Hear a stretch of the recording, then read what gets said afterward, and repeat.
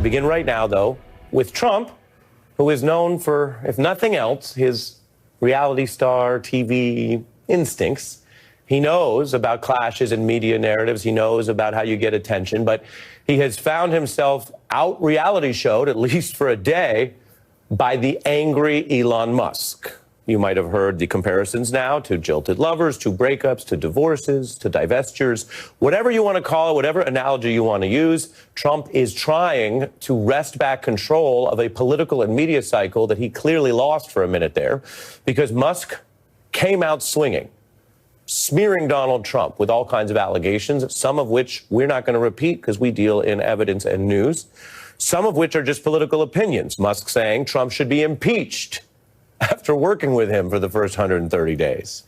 Also saying that Trump is basically lying about what's in this big economic bill that is hanging in the balance, and then pushing 4 different narratives back. So Trump is trying to hit back. He called several outlets today, did phone interviews, continued to try to deal with what has clearly spun out of control for him.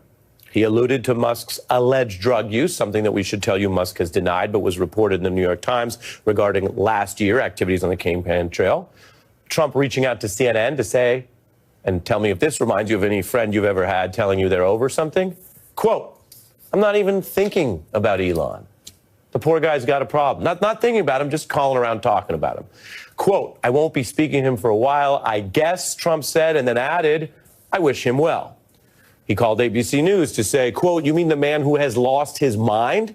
He went over to Fox, repeating that attack, saying Musk has totally lost it. And the White House is saying Trump doesn't even want that Tesla anymore. The Tesla that he blatantly hawked on the White House lawn. Again, it would all seem like a petty reality show storyline if this wasn't the people's business, but they're putting out word he doesn't want it. MAGA, meanwhile, is in a clash because its 2 leaders or 2 dads or whatever you want to call it are fighting in a way that doesn't leave it easy for people to pick sides. Remember, there is the Republican Party and all of that sort of official stuff, but then there's the wider MAGA movement, which includes people who come out of broadcasting, podcasting, activism, and a lot of them like Elon Musk. They've certainly spent months with him as the co-pilot, but they also appreciated his money and his activities last year. And so it's not so easy for them to just pick sides, especially with how fast this is unfurled. Take Trump's FBI director, Kash Patel, who has some government experience, but also saw himself as a kind of a mini Musk going around the country, hawking different things, using X constantly.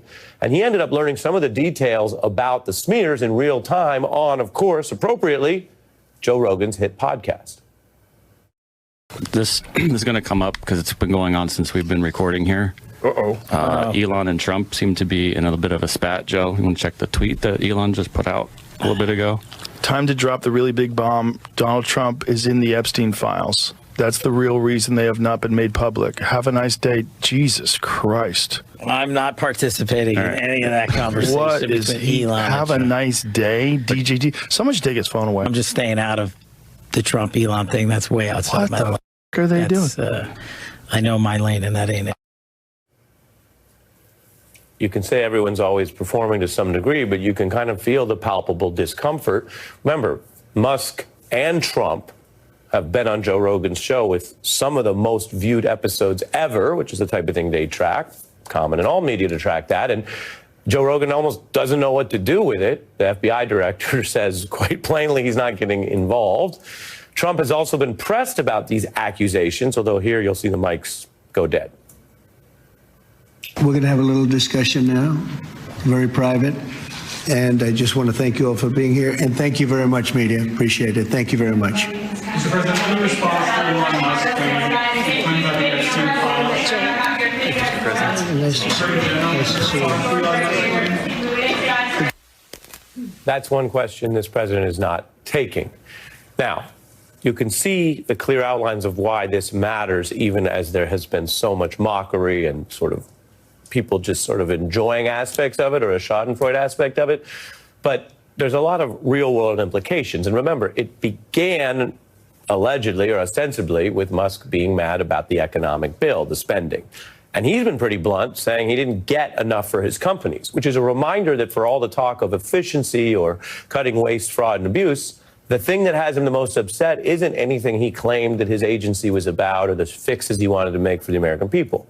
It didn't take long for him to publicly, blatantly admit that the real dividing line is whether he gets enough money out of the government.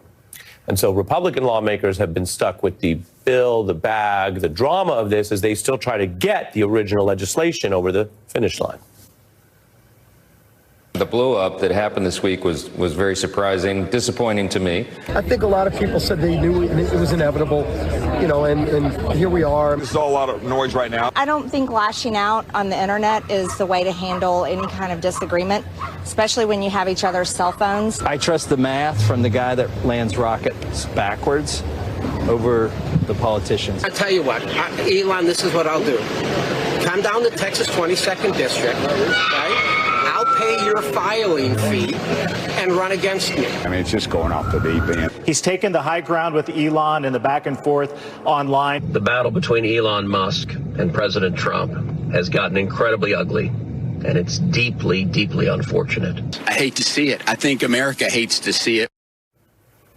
I'm not sure that all of America hates to see it. People have certainly been tuning into aspects of it and feeling like maybe these two people who were so self-interested, who are now fighting over their self-interest, are proving some of the problems with these kind of folks in charge. That's been one of the obvious reactions and criticisms, but you can just see how this is a big problem for Republicans. Musk also clashing with Trump ally Steve Bannon, who called on Trump to both deport Musk, which probably is not lawful based on his status, and also seize one of his companies, SpaceX, which again might sound like rhetoric, but we're in a Trump era where they have been breaking rules left and right. So you kind of have to face the music if you want to take it seriously. And remember, these are tools they have threatened others with. Now they're threatening someone that was their ally as of last week. Musk continued to attack online, which is, of course, where he has followers and influence, which drives all kinds of traction, and he bashed Bannon in several posts of his own. Fox News also trying to deal with it. I don't like it. I want it to stop. I want to tell them if they're both watching, knock it off. Look, there's nothing anyone can do about it. It makes me sad. It makes a lot of people sad. Guys fight. Guys sometimes will punch you in the face, and the next night you're having a beer. I think that Donald Trump and Elon Musk, they'll work it out eventually. They'll become friends again. Maybe they can patch things up. I mean, Vance called Trump Hitler, and he's on the ticket. That is true, but it also speaks to the way this has all been so transactional. And this happened in Trump's first term. It's happening again. It is very hard for people to work with, alongside, or for Donald Trump. Junior aides, lawyers, powerful men of industry like Elon Musk. It doesn't seem to matter where you are in the hierarchy or what the project is. We have seen this pattern play out again and again and again, and it raises questions about the fitness of the president. That's why Elon Musk is saying he should be impeached, which is not something that's gained a lot of traction this week, but these are the problems of Donald Trump's decisions and how he works with people. As for the ugliness, there's all kinds of impact. The markets don't like it. Tesla is getting rocked, dropping 14% from Wednesday to Thursday, which on paper means it costs Elon Musk $20 billion in a year where he's already paid a lot on paper for the Trumpification of his brand. Then there's the Trump Technology Group, down 8%, which means they're down about 200 million. And while stock market can be hard to read, a lot of experts say this is a direct response to these two people who are supposed to be adult businessmen and leaders acting like actual total children. Axios reporting the bigger hit to Trump's bottom line, though, was the roughly 10% drop in the meme coin. That would be another $900 million. If you don't think these two are keeping track of this, and it could also eventually quiet them down, and you haven't followed how much grifting is going on, how much crony capitalism has focused the attention of the first 130 days. Now, does Musk really worry about losing all these contracts? What Trump said hasn't started to happen yet, and we have a lot of evidence that it would be complicated to unwind those. Also, if Donald Trump really wanted to cancel those contracts, he shouldn't have said he wanted to do it to hurt Musk. That is exactly the kind of improper purpose which could lead to judicial review or judges pausing any such effort. Now, when you look at those threats, those cuts, Trump's budget director was pressed on this just today. Is that under serious consideration? Look, we recognize that Elon benefits from, and his companies benefit from the taxpayer dollars, right? We are trying to put together the best bill for the American people as we possibly can. It sounds like a yes. It went back and forth like that. Then there are all the jokes. The Murdoch-owned New York Post went with "I hate my ex" for the cover and a Valentine's Day style breakup. A big, beautiful one at that, while Late Night is having a field day.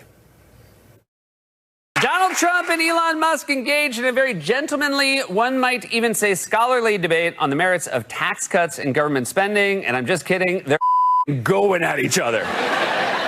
So now Donald Trump is a Tesla owner who hates Elon Musk? He's never been more relatable. I knew this day would come, and yet somehow it's even better than I imagined.